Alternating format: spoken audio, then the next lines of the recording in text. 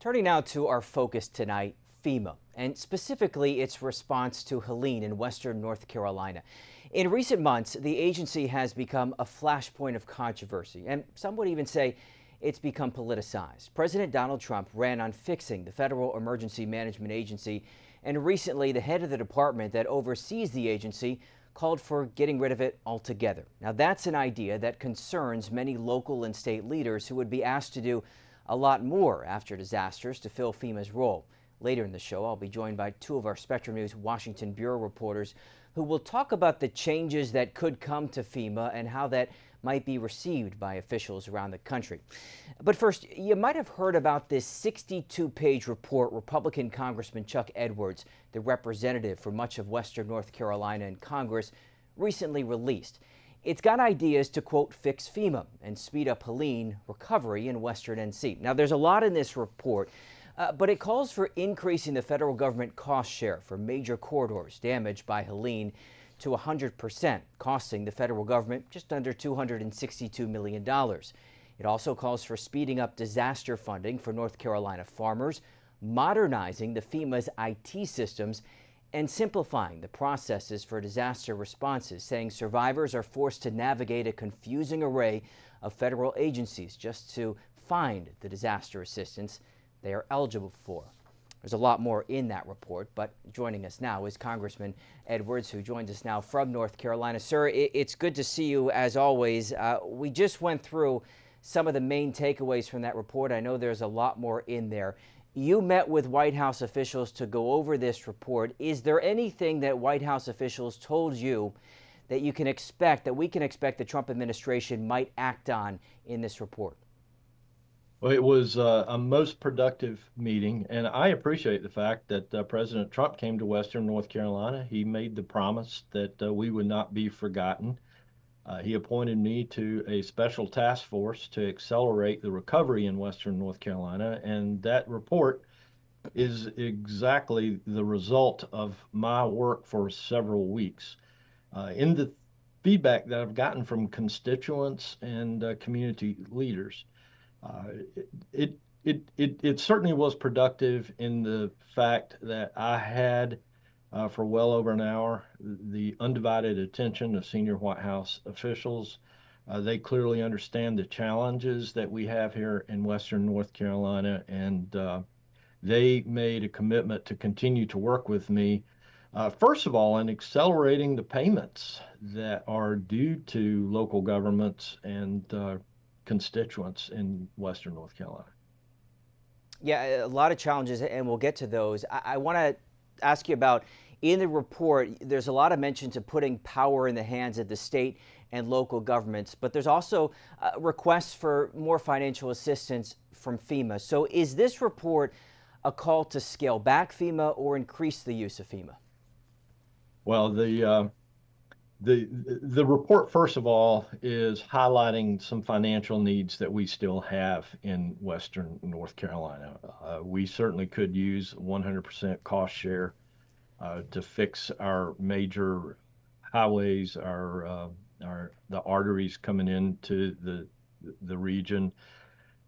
It also makes several recommendations to streamline FEMA. And yes, I believe that disasters could much more efficiently be handled in the hands of state and local officials that better understand the needs, the topography of the area that has experienced the disaster. As you know, Congressman, the Secretary of the Department of Homeland Security, Kristi Noem, recently called on FEMA to be eliminated. Let's just play that soundbite, and I'll get your reaction afterwards. And we're going to eliminate FEMA. So we've got a lot to do, but it's all good, and we're working hard, and we're going to make sure that we're continuing to do exactly what you promised. That's great. Great job. President Trump there at the end saying, that's great, great job. So do you, Congressman, agree with the Secretary that FEMA should be eliminated? I applaud the Secretary's challenge that FEMA has to be looked at with great scrutiny and rebuilt. Whether we call it FEMA or whether we use some other acronym, we will need a team of folks in Washington, D.C. that are equipped to assist states in their recoveries from natural disasters. I don't believe we need FEMA at the size and the structure that it is now. There's clearly a bureaucracy there that needs to rebuild. First of all, I fail to see why FEMA is under the umbrella of the Department of Homeland Security. That just doesn't seem to fit. The other thing that I've noticed is there are many different entities in Congress in Washington, D.C. that claim jurisdiction and oversight of FEMA. I think I've counted 5. And if an organization is accountable to 5 oversight entities, then they're really accountable to no one. My preference would be that we would substantially reduce the size of FEMA, come up with a formula to send natural disaster funds to states in the form of a block grant and allow states to administer their own recovery, but there would be a core group of folks inside of FEMA or whatever acronym that we wanted to use that would be there as consultants for those situations where we have states not familiar with particular disasters. We've just simply got to streamline this, and this won't affect rebuilding FEMA won't affect Western North Carolina. At this point, rebuilding FEMA So, would help better address those future natural disasters. and there is legislation in Congress that would take FEMA out of the Department of Homeland Security, give it more control to the president. What I'm hearing you say, Congressman, and you can correct me if I'm wrong, is that you would like to see a significant scale back of FEMA, but you do not want to see it eliminated. We need a core group of folks in Washington, D.C. to consult with states with matters that they may not be familiar with, whether that is called FEMA or whether it's called something else. We need that core group of experienced consultants. Congressman, in late March, a Smoky Mountain News survey found out of 23 local governments, only 9 had received any funding from FEMA, totaling less than 4% of their needs, meaning 14 had not received any money at all. Look, that was about a month ago, a little less than a month ago. Have you spoken with FEMA, gotten any assurances from FEMA that this federal money is going to be sped up to the communities that need it? The short answer is yes. I personally spoke with the acting director of FEMA, Mr. Cameron Hamilton, a very constituent-oriented person. He assured me that he had gone directly to the secretary and received the approvals that were necessary to begin processing those checks. I polled some of my local governments just last night and am happy to hear that checks are beginning to show up now. Not at the pace that I would expect. I'll continue to keep the pressure on the bureaucrats in Washington, D.C. And that was one of the requests that I made of the White House when I was with their senior staff last week. Okay. Let me go back to the report, because in the report you call for significant changes to FEMA's disaster preparedness program, which to our viewers who aren't familiar with that, it's called BRIC. And you call for that it should best be handled by state and local governments, and that the national competition favors wealthy coastal cities. Congressman, there might be some truth in that, but as you know, FEMA just ended the BRIC program entirely. Was that the wrong decision? I believe the decision should have been to look at the way the funds are administered, because North Carolina is at great risk of losing funding there. Clearly, most of the funding from that program was going to states like New York and California. States like mine were being left behind. I'd rather see that funding be looked at to make it much more fair for the states that are not as familiar with dealing with natural disasters. Well, and North Carolina Emergency Management says that losing BRIC means that the state will lose around $184 million, and it's to projects in different parts of the state. So should that BRIC program be restored? I certainly believe that it should be restored, but it should also be reevaluated so that states like North Carolina have a much, much better shot at receiving more of that funding than states like New York and California. Let me turn back to the request that you put in the FEMA report that asked the president to sign an executive order to increase the Federal Highway Administration cost share for transportation needs in Western North Carolina, making that go from 90% to 100%. And some viewers might hear that and say, well, that doesn't sound like very much. I mean, that is tens of millions of dollars, so it is significant. Congressman, this comes, as you know, after the White House denied North Carolina's request to extend its 100% FEMA match for eligible Helene recovery costs. So that's not just the roads, that's debris removal and other services in Western NC. In their denial letter to the governor, FEMA said that the increased level of funding is, quote, not warranted. Is a 100% match not warranted?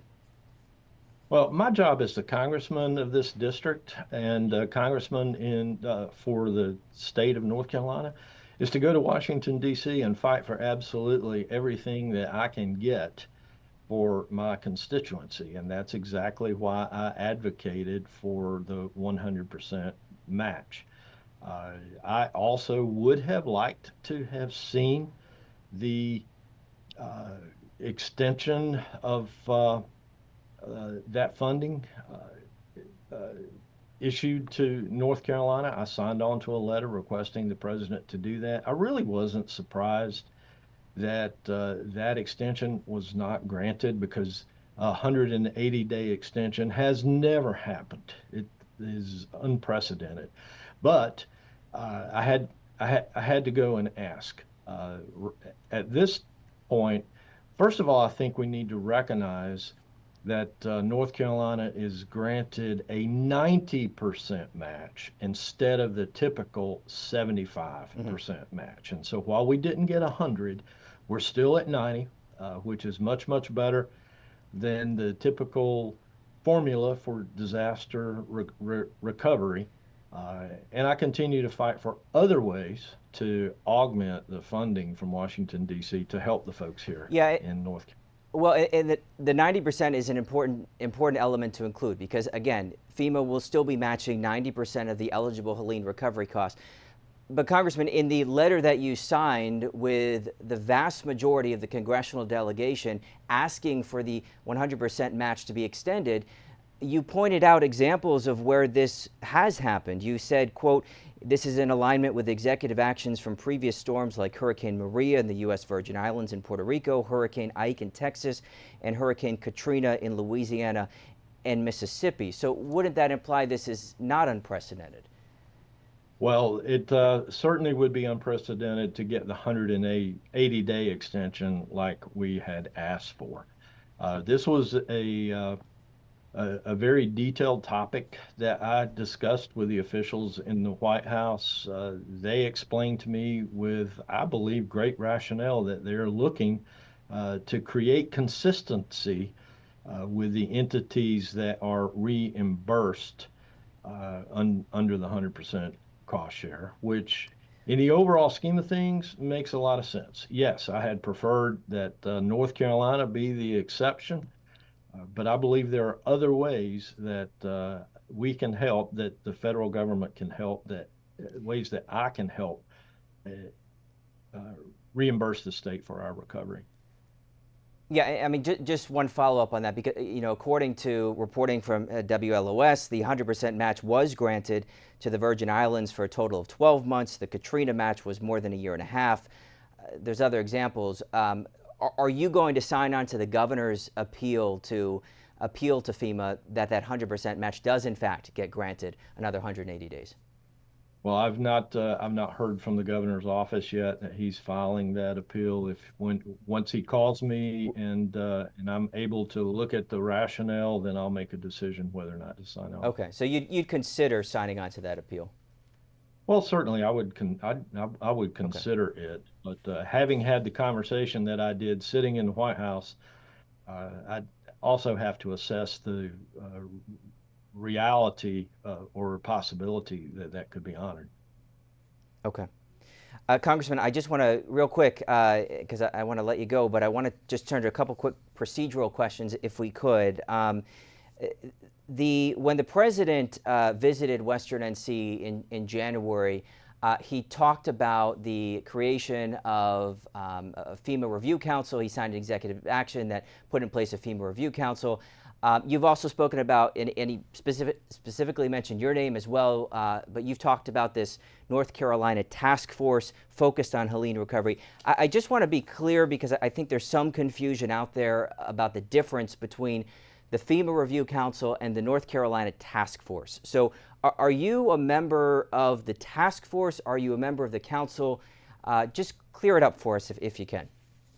Yeah, those are two distinctly different entities. The first that you Okay. mentioned, the council, is tasked with offering suggestions on how to improve FEMA uh, or restructure it.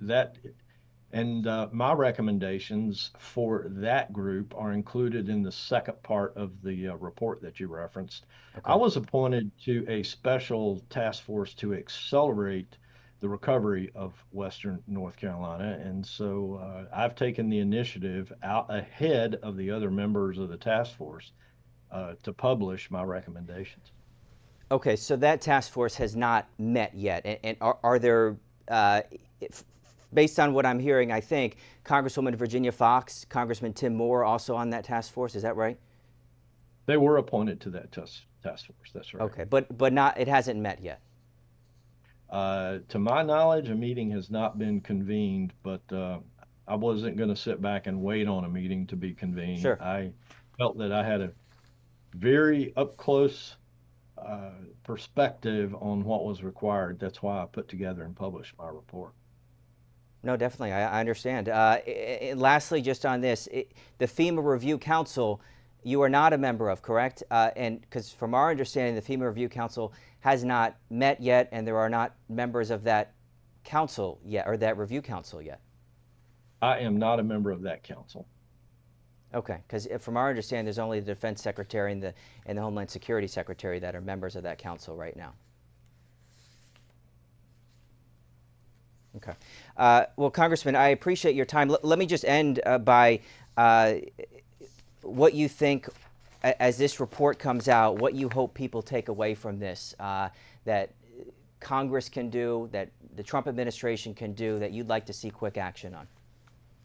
Well, every point in that report, I believe, is important to accelerating the recovery in Western North Carolina. There are three specific bills that I reference in that report that I've introduced in Congress. It is my hope that the president would recognize the importance of those and urge my colleagues on both sides of the aisle in Congress to help me move those bills forward. And a number of other provisions in there, the president can take executive actions or give directions to different federal agencies. It's my hope that I'll be able to keep the pressure on every one of those points and help Western North Carolina rebuild sooner rather than later. Okay. Well, Congressman Chuck Edwards, I do really appreciate you taking some extended time to go a little bit more in depth on this. We think it's important. We've heard from a lot of viewers on, what's happening in terms of Helene recovery. Obviously, your FEMA report, and we do hope you'll keep us updated on what you hear from the Trump administration about your report as well. Most definitely. Thanks for your interest. Yeah. And by the way, we will post the full interview with Congressman Chuck Edwards. Had to condense it a little bit for the show. We'll do the full interview, and we'll put it up on our website, SpectrumLocalNews.com. Time now for our first break. North Carolina is far from the only state paying close attention to the potential changes coming to FEMA. Coming up, we're going to talk with our Spectrum News reporters here in D.C. covering Florida and California, two states not immune to disaster. We'll get their view from their states. All that and a lot more coming up on Capitol Tonight. We hope you'll stay with us.